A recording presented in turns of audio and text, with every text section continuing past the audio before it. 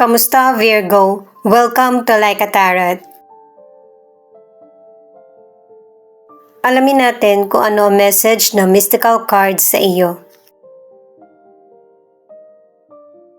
Angels and guides, please guide us. Ano ang reading para sa mga Virgo? Bago ko makalimutan, thank you sa mga nag-like, share, comment, and subscribe. Ingat po kayo saan man kayo naroon.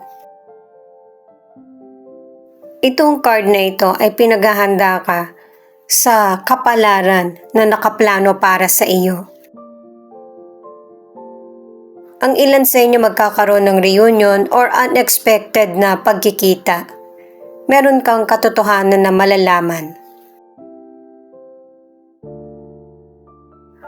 Ito yun guys merong person na humahanga sa iyo. At saka ang ilan sa inyo ay nakakausap mo na yung person. Ang ilan naman sa inyo, bago mo pa magustuhan yung person mo, nauna na siyang nagkagusto sa iyo. Itong rejoice, ito na yung tamang panahon para maging happy ka sa sitwasyon na nangyayari or natatanggap mo mula sa universe na blessing. Itong card naman na ito ang nagsasabi na merong person na hindi bumitaw sa pangarap. At saka meron ding person na hanggang ngayon ay tinatangi ka pa rin. Maybe ang ilan sa inyo itong person na ito ay nakakausap mo lang online. Hindi pa kayo nagkikita. At nagpapatuloy ang koneksyon. Madali na lang kasi mahanap yung tao ngayon lalo na kapag ka-active ka or meron kang social media account. 000 tells you that giving up is never an option. Keep moving forward. Yan yung dapat mong matandaan, lalo na kung meron kang sitwasyon na pinagdaraanan. God has heard your prayers. He has seen how strong your faith is. He is going to calm your heart and take away your anxiety. Trust His timing. Your miracle has been released. Naipaliwanag na kung bakit hindi ka kailangan mag-give up, lalo na sa mga dreams mo. Ang reading natin ngayon ay alamin natin kung ano ang situation mo, ang situation ng person mo, at ang situation ng relationship. Para sa mga bagong viewers, ang reading na ito ay timeless reading, general reading at guide po lamang, kaya hindi po magre-resonate sa lahat. Kunin mo lang yung akma sa sitwasyon mo, at kung kailan mo napanood ang reading na ito, yun ang start ng 1 week reading para sa iyo. Ikaw na bahala magpalit kung si person mo ito o ikaw. Itong Ace of Wands, maraming magandang oportunidad na darating sa iyo, kaya wag mong sayangin yung energy mo sa kakaisip ng negatibo. Kasi kung ano yung dumating na oportunidad, ibig sabihin para sa iyo talaga iyon. Dahil ito yung tamang timing para sa iyo. At saka guys, ang advice ng card na ito na kapag may pagkakataon na dumating, kailangan mo pa rin mag-effort at saka maging dedicated ka para yung oportunidad na dumating ay hindi masasayang. At saka nasa tamang direksyon ka ng buhay mo kasi yung mga challenges na dumating sa iyo ang mas nagpapatibay sa iyo at saka mas nagpapayabong sa magandang future na darating. Ang mga cards mo ay The World, The Temperance, at 2 of Wands. Ang ibig sabihin nito guys ay kapayapaan at saka yung pagbalanse sa sitwasyon dahil sa magkakaroon ng katuparan yung mga pangarap mo. Manatiling kalma at saka disiplinado. Lalo na't sa career or negosyo, yung bang pang-travel Pwede ang ilan sa inyo sa ibang bansa ka nagtatrabaho o kaya dinideliver yung items na meron ka. O kaya ang ilan sa inyo influencer ka na napapanood ka sa iba't ibang lugar. Nakakatulong din ito sa iyo na maging confident at saka sa career. Kumikita ka rin kahit papaano. Marami kang natuklasan sa sarili mo. At saka ang ilan sa inyo sa career, nagbabalak ka palang mag-abroad or nasa ibang bansa ka na, nagtatrabaho. Sa mga single, sobrang pinagsumikapan mo na malagpasan yung iba't ibang challenges na nangyari sa buhay. At saka nababalanse mo na rin yung trabaho at saka love life. Yun nga lang, ang ilang single ay nahihirapan kang pumili kung career ba or love life o kaya namimili ka sa dalawang person. Ito yung bato mo na swallow in reverse. Hindi makakabuti ang sobra. Kaya ang advice ng rune na ito ay magkaroon ka ng time sa family, sa mga anak mo, sa person mo o kaya sa mga kaibigan. Importante kasi na balanse yung mga gawain mo para sa kalusugan mo. Ang ilan sa inyo sa relasyon magpapakasal na o kaya yung pakiramdam na secure at happy ka sa kung ano yung tinatakbo ng relasyon nyo ng person mo.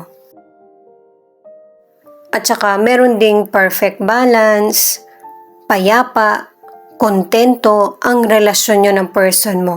3 cards na ito yung nagsasabi. 6 of Pentacles, ito naman yung card ng person mo. Ang person mo, mas binibigyan niya ng pansin ang career. Kaya nawalan siya ng oras sa family, sa iyo o kaya sa sarili niya. Merong pagsisisi.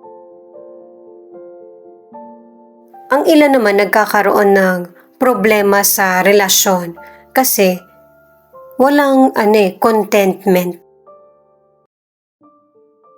At saka isa sa inyo or pareho kayo ng person mo na malayo ang loob sa isa't isa. Kung ang ilan sa inyo ang problema ay distansya o kaya yung masyadong busy yung person mo, ang iba ang nagiging problema ay yung cheating. Nahihirapan makapili yung person kung sino sa dalawa yung totoong mahal niya. Hindi makapili yung person kung ikaw ba o yung bago. 5 of Wands, 7 of Wands, at 9 of Wands. Itong mga cards ng person mo ay paalala na kahit may kompetisyon ay mas maigi na manaig yung pagpupursige at saka tiyaga. Iwasan na maging agresibo para hindi maging komplikado ang sitwasyon. At saka protektahan din ang sarili, maging matatag at saka kung kailangan ng patience ay gawin mo ito. Kung delikado yung sitwasyon mo, hindi mo kailangan magtiis. Mas piliin mo yung safe ka. Kasi meron pa rin namang darating na hadlang, kaya panatilihin mong protektahan ang sarili mo. Ang ilan sa inyo nagkakaroon ng problema sa financial, nagtatalo kayo ng person. At kung may kakulangan man sa financial, hindi to permanente. At saka importante yung pag-iipon, pero kung wala kang ipon, kailangan ng dagdag na kita. Pwede rin naman na i-check mo yung mga hindi mo naman kailangan. Baka nasosobrahan ka sa bili. Sa mga single, maraming potential person ang nagkakagusto sa iyo. Or maybe ikaw ito na meron kang nagugustuhan kaya lang ang dami mong karibal. Dalawang cards na yung nagsasabi niyan. At kung ang ilan naman sa inyo, meron kang trauma sa nakaraan, darating yung potential person na nakalaan para sa iyo. Hindi pa tapos yung paghahanap, kailangan mo magpatuloy at magkaroon ng experience para ready ka na kapag dumating siya. Itong answers ay pinapayuhan ka na kesa magbigay ka ng opinion, ikaw yung makinig. Mas marami ka kasing malalaman kung totoo ba yung sinasabi or meron kang matututunan. Para wala kang dapat ipaliwanag at saka maiwasan na yung misunderstanding. Mag-ingat din sa taong sisiraan ka or sinungaling. Ang ilan sa inyo na nasa relationship, hindi na kayo nag-uusap or hindi na kayo nagtitinginan sa mata ng person mo dahil sa pagtatalo. Ang advice ay huwag sabayan yung tensyon na nangyayari sa relasyon.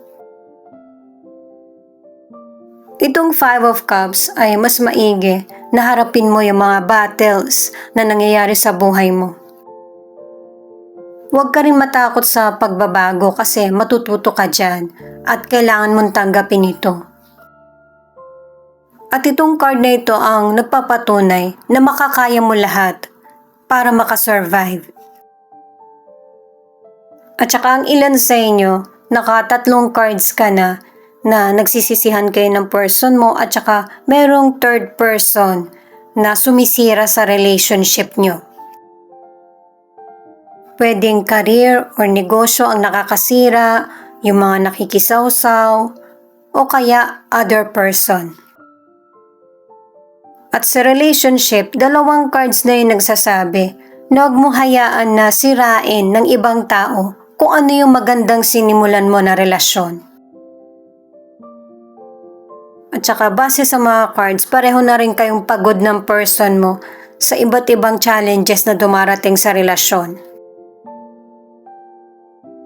Ano man ang sitwasyon na kinakaharap, magpatuloy ka pa rin hanggang mapunta ka sa kapalaran o kasagutan na hinahanap mo. Naka-2 cards ka na pareho kayo ng person mo na gusto nang tapusin itong unhealthy na sitwasyon. Ito yung card para sa relationship. 3 of Cups, the Emperor in reverse, at 2 of Cups in reverse.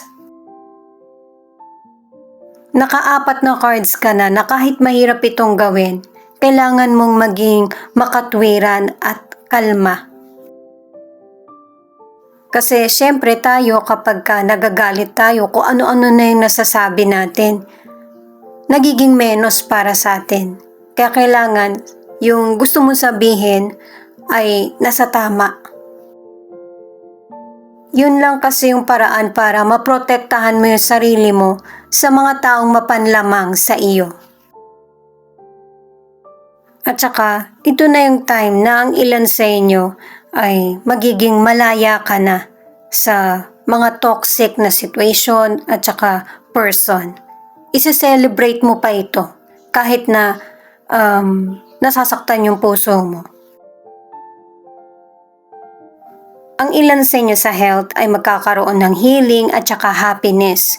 Iwasan mo lang yung masobrahan ka sa alcohol. At saka isa sa inyo ng person mo o kaya family member na magkakaroon ng sakit, yung disease. At saka dahil na rin sa issue sa alcohol.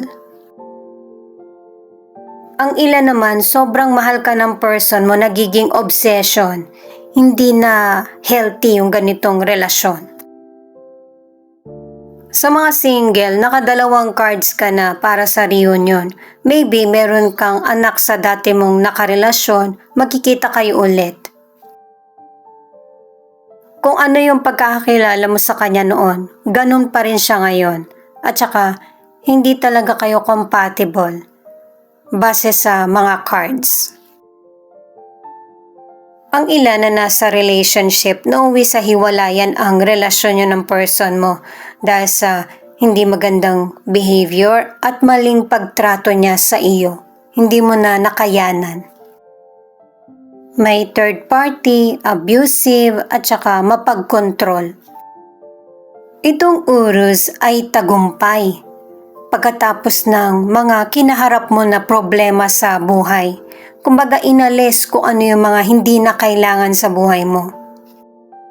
Maraming magiging pabor na kapalit patungkol sa career, sa negosyo, financial at love life.